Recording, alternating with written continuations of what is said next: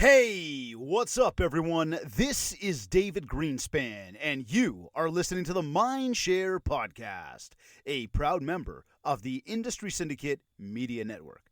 Additional podcasts are available at industrysyndicate.com and mindshare101.com.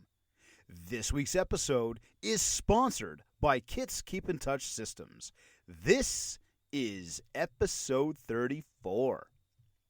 So I've been playing in this world of real estate marketing for about 14 years now, and in this time I've met tens of thousands of realtors along the way. I've attended hundreds of different conferences. I've even had the good fortune to be able to speak on stage at many of those events. I've seen the ups and downs of the industry. I've seen the good and the ugly sides. I've watched people come out of nowhere and become incredible success stories, and I've watched many, many others get caught up in the bright, shiny object syndrome.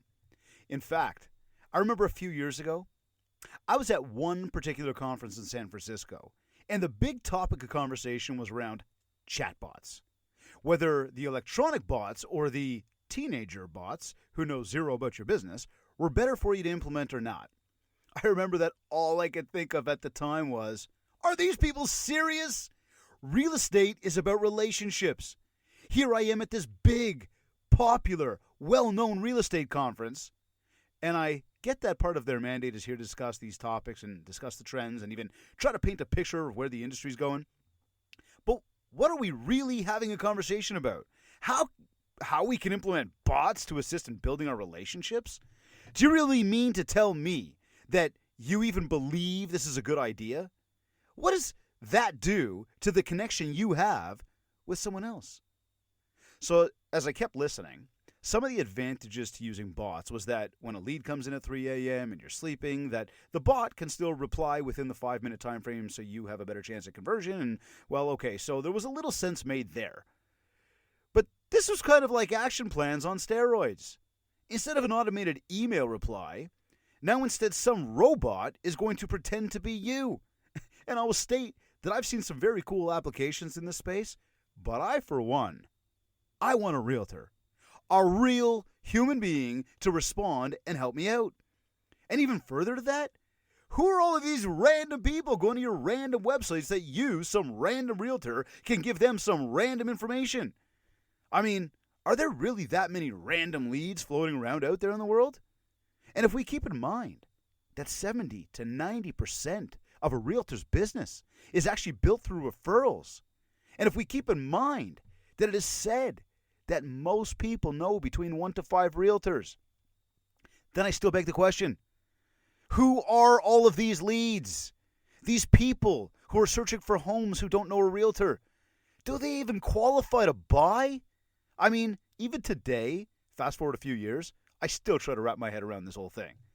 So move the bots to the conversation about CRM. And like I said a moment ago, action plans.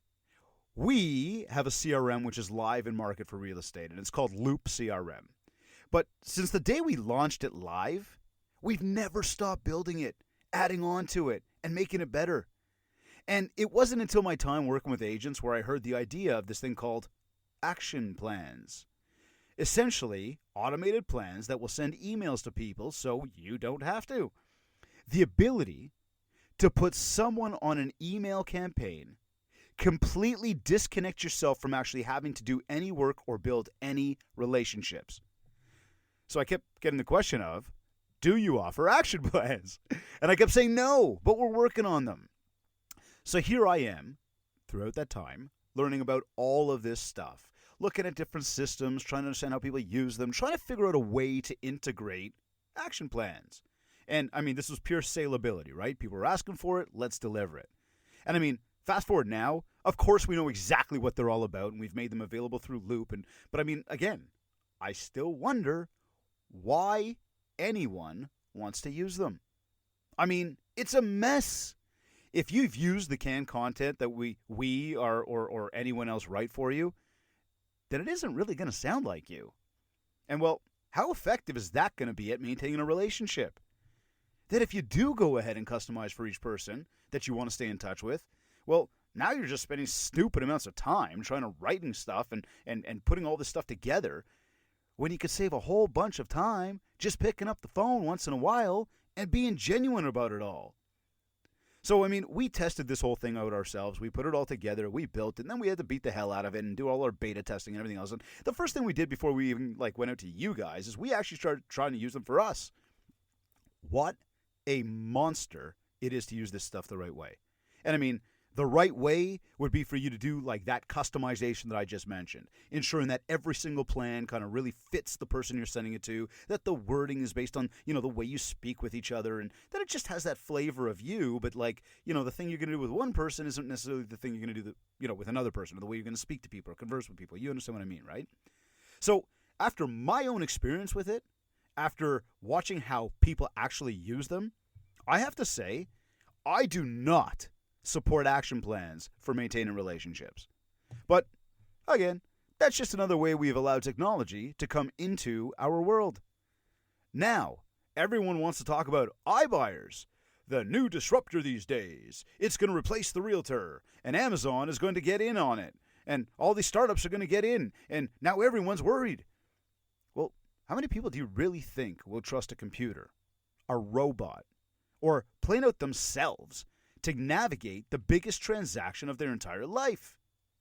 Yes, we will always have a small percentage of some of those people who, well, they will try the new tech. But how many people are really going to go away from using a realtor or even a mortgage broker?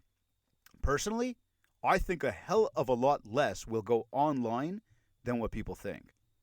So when we talk disruptors, I'm going to tell you what I believe is the one biggest disruptor in this entire industry.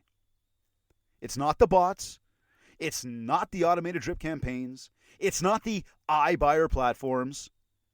It's you. It's us. It's us as human beings. You see, we have access to all of this tech. We are also so time crunched. So we search for how we can use all of this technology to help us out and free up our time, right?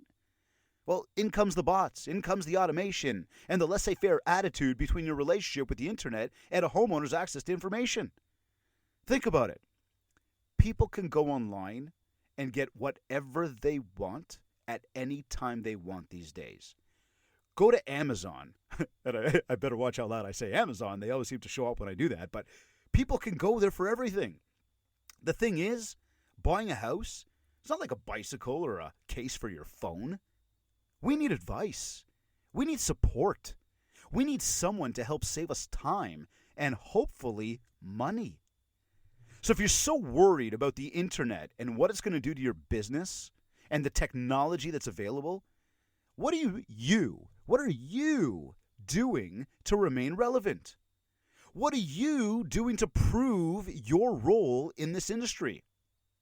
What are you doing to prove why you should get paid that commission you want and believe you're entitled to?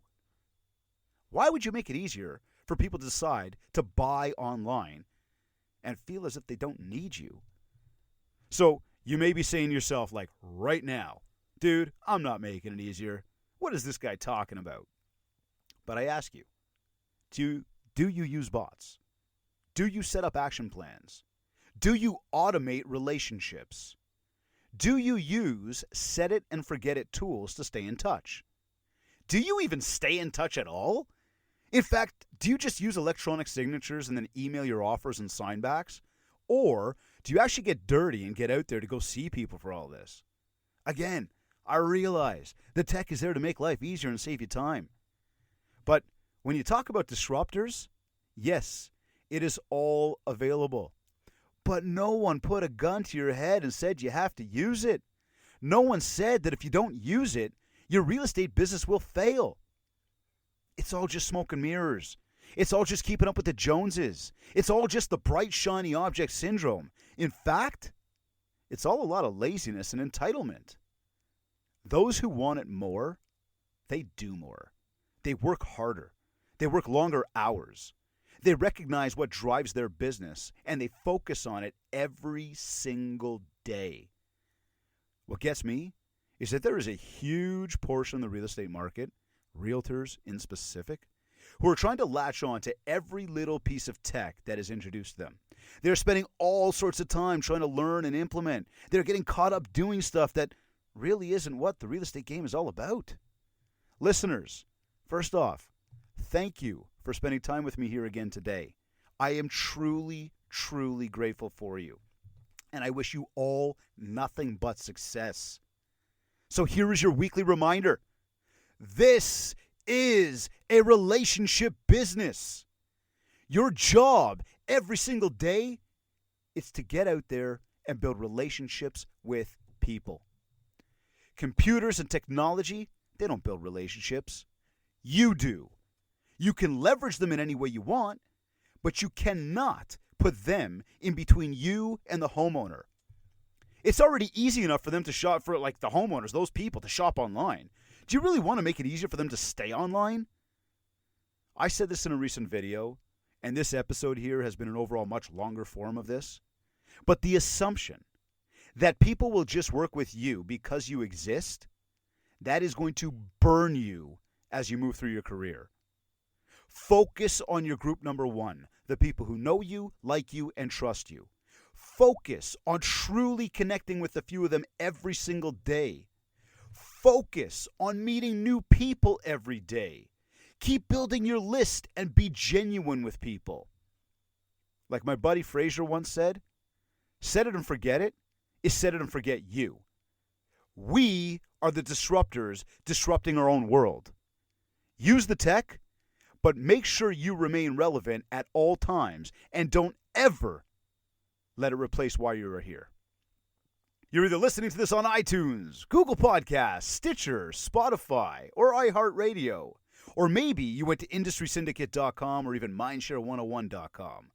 Wherever you like to consume your content, please rate, review, and subscribe. And if you haven't yet, connect with me on Facebook at Mindshare101 and on Instagram at DavidGreenspan101. This has been another episode of the Mindshare Podcast. Thanks everyone for listening.